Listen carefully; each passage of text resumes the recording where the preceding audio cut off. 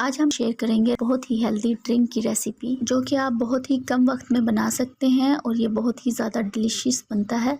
आप इसे एक बार ज़रूर ट्राई कीजिएगा। तो चलिए रेसिपी बनाना स्टार्ट करते हैं। तो यहाँ पर पैन में हम 1 लीटर दूध लेंगे और इसको उबाल आने देंगे और जब इसमें उबाल आ जाएगा तो हम इसमें कुटी हुई इलायची शामिल करेंगे 1/4 टीस्पून और इसे चम्मच के साथ मिक्स कर लेंगे। और इसके साथ ही हम इसमें 1/3 कप चीनी ऐड करेंगे। चीनी आप अपने टेस्ट के अकॉर्डिंग कम या ज़्यादा कर सकते हैं या फिर आप इसमें कंडेंस मिल्क भी ऐड कर सकते हैं।